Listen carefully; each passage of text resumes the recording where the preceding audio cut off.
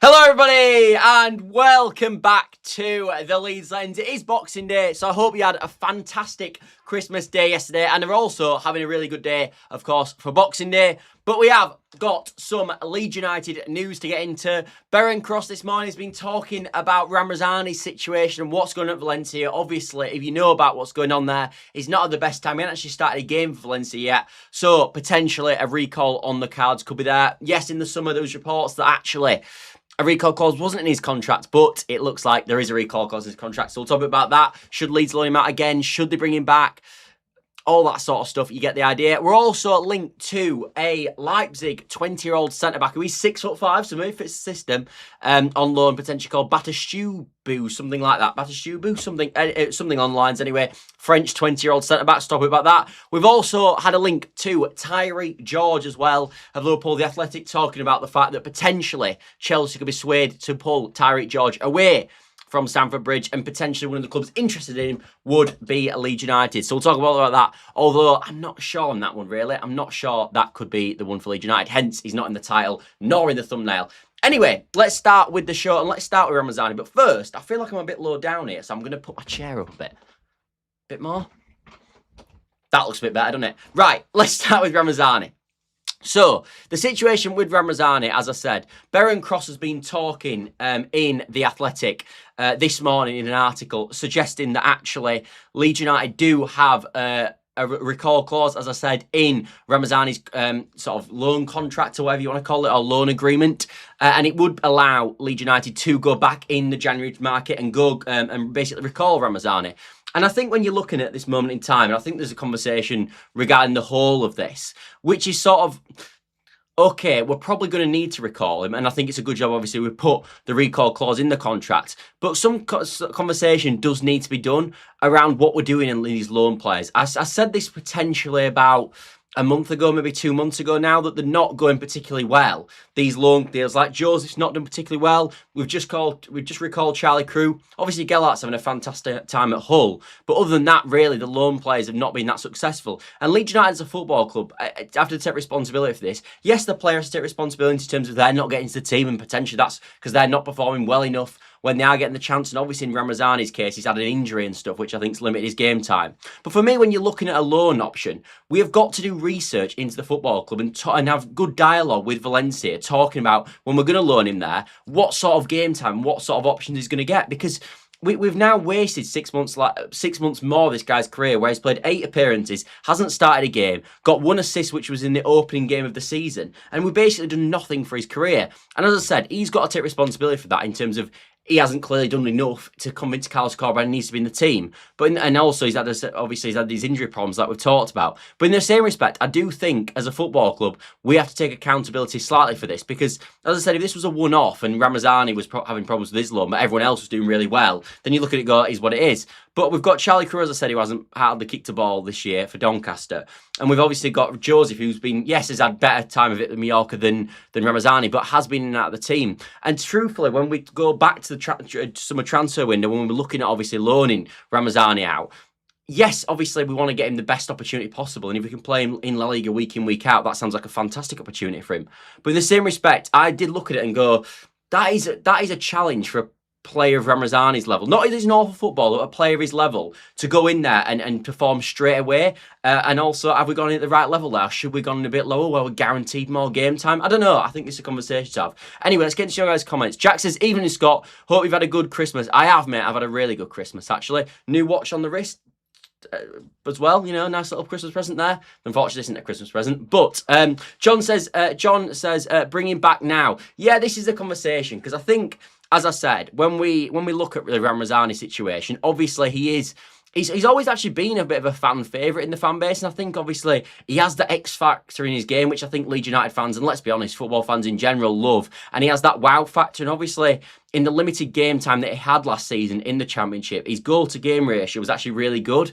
And obviously in short spells, like I remember that Sheffield United game we had last season, where he was fantastic. So I think Leeds United are going to have a decision on the hand what to do with Ramazani. I must admit, I am very pleased that he's got a recall clause, though, because I remember in the summer transfer window, as I said, At one point, there was a constant conversation about the fact that there might not even be one in there, and now it would look even more like a problem. But truthfully, now, as I said, the decision will be, if we are going to recall him, which for me is probably going to be a have to recall him. One, how much is that going to cost us, and is it worth it to recall him? Because if it's like £1 million recall clause, do we have £1 million to spend on that when we could do it by actually spending it on a loan ourselves? But not just that, if we actually are going to recall him and the clause isn't too dear, do we keep him, as I said, or do we let him go on loan again? And I think that's a tricky one. Because I think, as I said, in this fan base, we really like him, and I think we think he can offer a lot.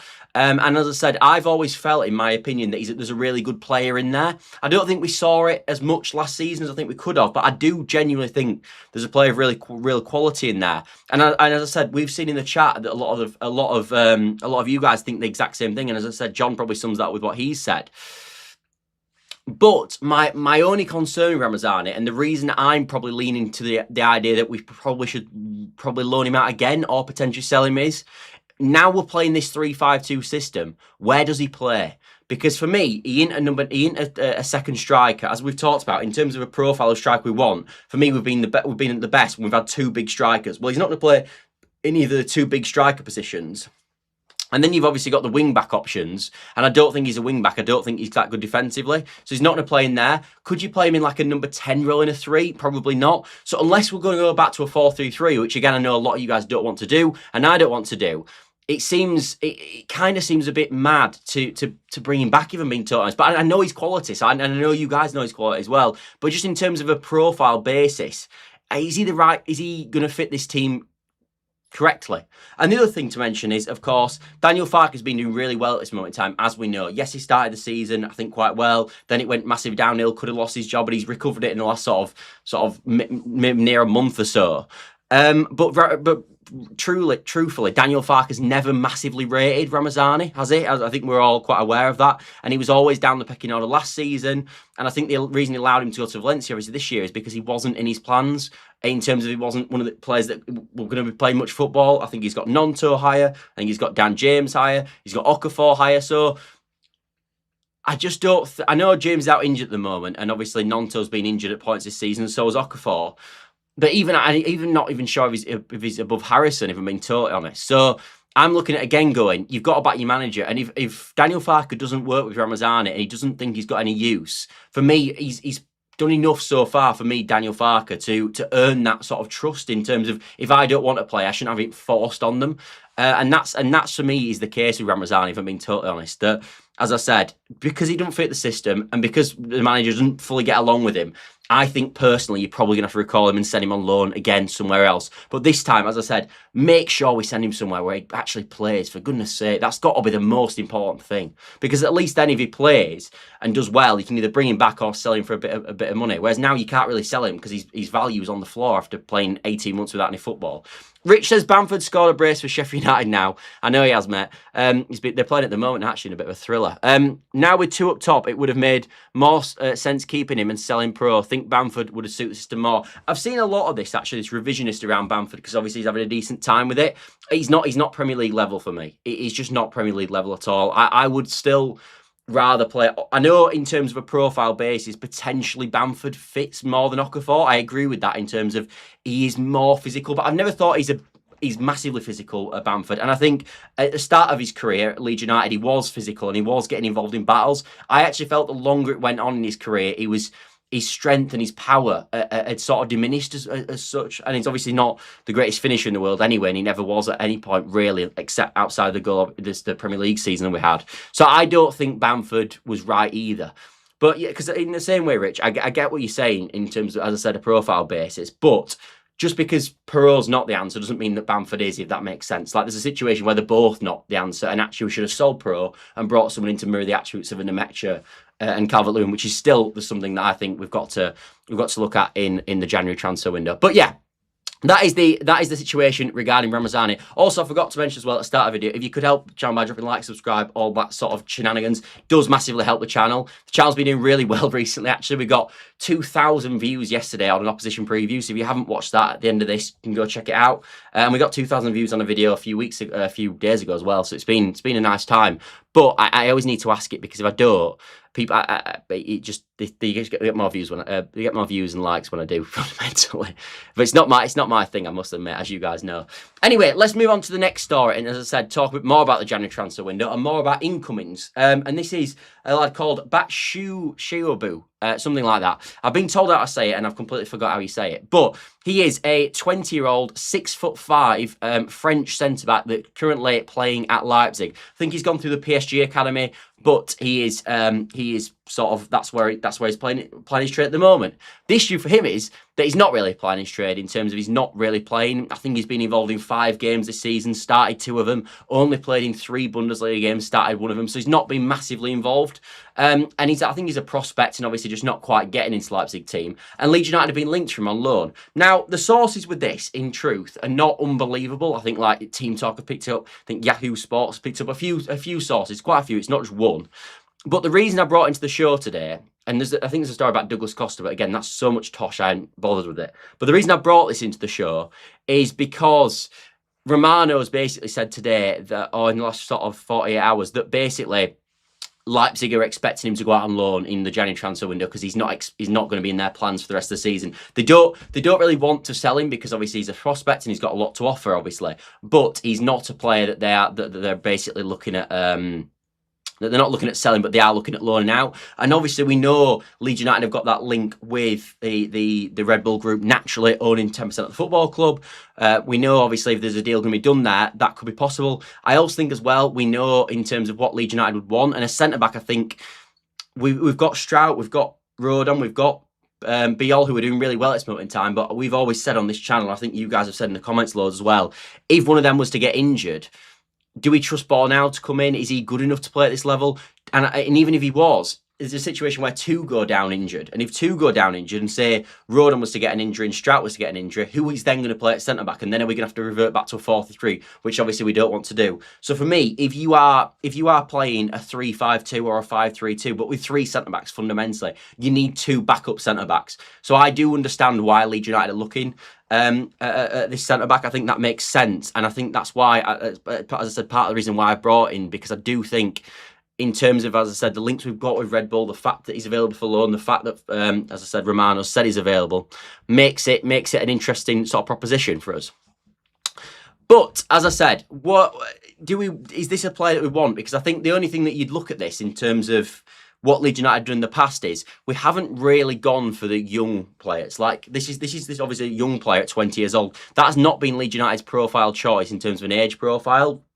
Basically, all summer we've been going for sort of between sort of 24 and 28. That's been like Leeds United's range in terms of things. So that doesn't make sense. But the only thing you've got to say back to that is, and I think obviously Leeds will be open in January, is if you are getting players on loan, usually as a blanket statement, loan players naturally are going to be the younger. Obviously, you get some players that are a bit older that go on loan, but for the most part, loans are associated with younger players who they go out and develop and then obviously they come back and get in the first team at Leipzig. So that, I think that's something that's important to mention, and I think Leeds will be open to that, and I do think it would kind of make sense in that sense. Day 1991 says, I hate Christmas, but happy Xmas anyway.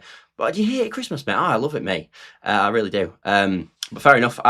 Look, I think for certain people, I think it can be a good time, and then for certain people, it's not as much. It depends how your situation is at home, I guess. But yeah, I completely get that. But yeah.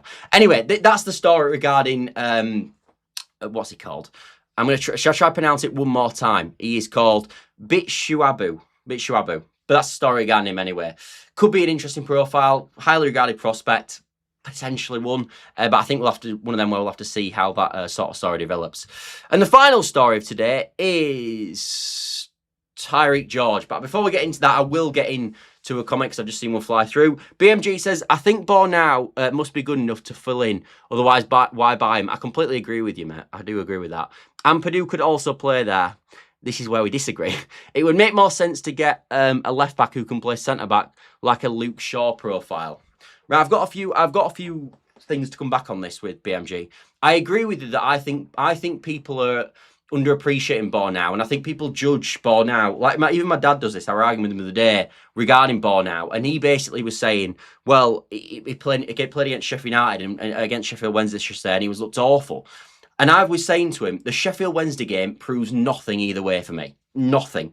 Yes, in terms of we want to win the game, and it was important we did win. And it was pretty embarrassing that we lost. Everybody knows that. That goes without saying. But in terms of how the match played out, in terms of, I think Leeds United ended the game with 80% of the ball. They basically didn't attack all game. And it was a very different game to any game we're going to play for the rest of the season in the Premier League, because of how Sheffield Wednesday set up and because of the comparative in terms of teams. We're not going to have that in any other game. So I didn't really feel, regardless if we won, lost or drew, even if we'd won that game 10-0 against Sheffield Wednesday and Bornau would have scored 5, that wouldn't have showed to me that he's now ready to play in the Premier League more than losing, really, if I'm being totally honest, because it wasn't the same sort of game in any way. So I always felt that was harsh with Bornau and the Sheffield Wednesday game, in my opinion. I also look at Biel as well. He stunk the gaff out in that game, and he's been absolutely fine, obviously, converting back into the team. So I agree with you, BMG, in terms of I do think Bornau makes sense, tall, strong. We can have that physical presence in there when we need it at centre-back, which obviously we like to have, and that's a massive importance to us. The bits I don't agree with is, for me, I know Ampadu can play centre-back, and he actually was pretty good in the Championship at centre-back. We rely massively on set pieces at this moment in time. And if you take Ampadu out of the centre-back role into centre-back, we don't have them 3 centre-backs on the pitch anymore with height. So I don't really want that as an option. So if we can get someone in loan who can do that, that makes sense to me, to be honest. That does make sense. And obviously you said in the chat as well that you're not saying you want Ampadu at centre-back, but for 1 game suspension for say Roden, he could do okay. I know. I get what you're saying. I do what you're saying. As I said, for me, in importance of this summer January transfer window, you've got striker, left wing back probably, and centre back. So it's probably 3rd choice in my opinion. So if it's going, we're going to buy this player, and then that means that we can't buy that player. I get what you're saying. But I don't want to move Ampadu out of the holding mid role because he's been doing well in there. But not just that, I don't want him in the centre back role because we lose the physical presence of obviously Ampadu in centre back. And the other thing to mention with that as well is when we talk about someone, a left wing back who can play who can play centre back, like you said with Luke Shaw, a profile like that. We've obviously got that in James Justin in a roundabout way. He's played in a centre back in a back 3 quite a number of times for England, for Leicester as well. So he can do that role. But again, we lose the physicality because you don't have that extra height from set pieces. So ideally, you need a left wing back in January, and you need a centre back, and obviously you need the physical number 9 as well. So as I said, if this deal becomes available with the sort of lack of reinforcements we've got, in terms of we've only really got 4 centre-backs to play when we play with 3, I do think it would be ideal if we could bring another in. So I do think it makes sense on that standpoint. But I get what you mean. I do get what you mean. It looks like a unit though. Yeah, it does, mate. It does. The loan option is great. Is a great option. Plenty of players wanted to play in the World Cup. 100%, mate. Mark says Leeds with loads of hearts. Hope you've had a good Christmas, Mark. I hope you had a good Christmas. Day says Bornau has been linked with Cologne. He has, mate. I actually don't think he'll leave, but unless he might leave because he just doesn't. He's in a situation with him where he wants to play football, and obviously he's just not getting any football. But in the same regard, surely we had to sell that in the summer. And surely when we brought Bornau in the summer, we all the club basically said, look, you're going to be, unless there's problems with the team in terms of they're not playing really well at all, or there's injuries, you are not playing football. Surely that was told to him in the summer. Surely. Day says, sell Perot, Meslier and Harrison. There's at least 20 million in sales, if not more. Yeah, I don't think that's 20 million, mate, if I'm being honest. But I know what you're saying. Because Perot, for me, you're probably going to get 10 million quid for him now, unfortunately. Meslier is going to be less than £1 million easily because he can leave for free in the summer, so that's nothing really. And Harrison, I think you're expecting 5 million quid for, maybe, but I don't even think that. So I think that's slightly high in evaluation, but we're not miles off. I'm probably at 15 million quid, you're maybe at 20. And the other thing to mention is, even if we sell them players, because of the way obviously PSR works, we're not actually getting massive money into the club through that at all, so it's not making a massive difference really, except getting the wages off the books. And to be fair, Harrison is on big money, so that would make sense. And so is Melly, I think. I'm not quite sure about Perot. I imagine he's on decent money being a striker. But yeah, I don't think that. I see that all the time. But I think they're naturally the hardest players to move on. I think the reason I always say sell Perot is I think he's the one you can move on. Decent stock, scored 19 goals last year, done okay at times when he's played in the Premier League, and I think a Dutch club would go and buy him. I think he's easy to move on. I don't think it's the same with Meslier, and because of Harrison's wages, I don't think it's the same with him either. I think the club would have tried to move on both of them in the summer and quite clearly failed. In my opinion, I think that's quite obvious. I know, obviously, in the summer fight went down the line of, yes, Harrison's really important to my plans. I'm telling you, if we could have moved him on the summer, I think they probably would have done. And Meslier, let's be honest, it was so obvious that they should have moved him on in the summer, to the point where, again, it was obvious that they probably tried to. So yeah, that's how we're at with it, really. Remember that though, that Ampadu would only go centre back if two are unlikely to ever happen. The point is that if we don't need to bring a centre back, and yes, Justin could do it. Fullback and centre forward are more important. Yeah, they are. Fullback and centre forward are more important. I do agree with that, BMG. He's, as I said, it's my third choice position. So you've got striker that emulates the option of that's physical number 9. Left wing back to help Goodmanson in case he goes down injured, and then obviously a centre back as well. That'd be my 3 options. Why would Harrison leave when he's on 90k? Who's going to pay that? Pro could be sold though. Yeah, I completely agree, BMG. I completely agree. Mark Quinn, All Leeds TV buddy. BMG, good point. Didn't think that actually. I had my FIFA head on. Yeah, well that's the situation. That's, as I said, for me, if the club could move Meslier and Harrison on, they would, because it's so obvious they're not good enough, and realistically they're on quite a lot of money. But the fact they haven't done suggests to me that they can't move him on. And when we talk about how much Harrison's on, that goes to say why he's still the football club, I think. Anyway, let's move on to Tyrique George, because I'm conscious he's been up there for a long time, bless him, and he hasn't been talked about yet. I hope he's not. Do you think he's suffering? It might be. Anyway, according to The Athletic, Chelsea are looking to loan out, or potentially looking to loan out Tyrique George in the January transfer window. Leeds United are apparently one of the interesting clubs. Now, the situation with Tyrique George is, and this is a player I know much more about, so I can comment probably better, is I like Tyrique George, actually. I think he's a decent player. I know he has that move to Fulham that fell apart sort of in the summer, but at times, when he stepped over Chelsea, I think he's looked really good.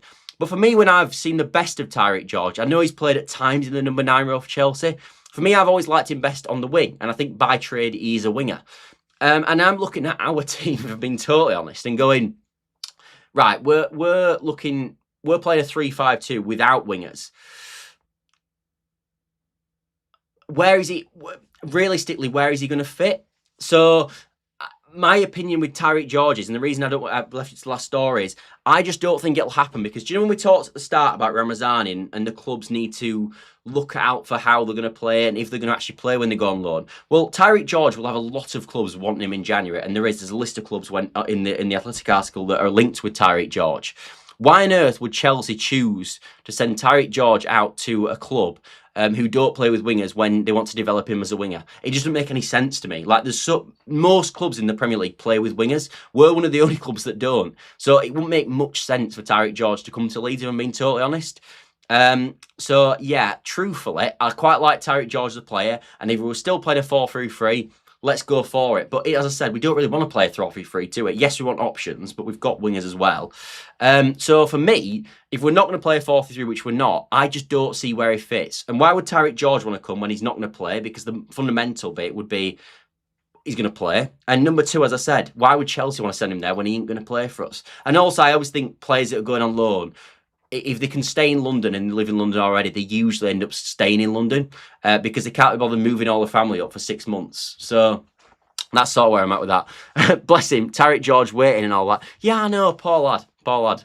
Good picture in though, I think, took by Chelsea. But anyway, I agree that the club tried to move on Mez and Harrison in the summer. Farke's almost always positive about players, even if he thinks they're probably crap in private. Yeah, he does, mate. And that's his job. Like, he came out and said that every single player is part of his plans. Well, we know fundamentally that isn't true, because we know minutes of players. And the fact of the matter is that certain players, he plays a lot more than other players, which shows that they're probably not part of his plans. Like, you could probably say straight away, Melié's third choice goalkeeper, probably not really part of his plans.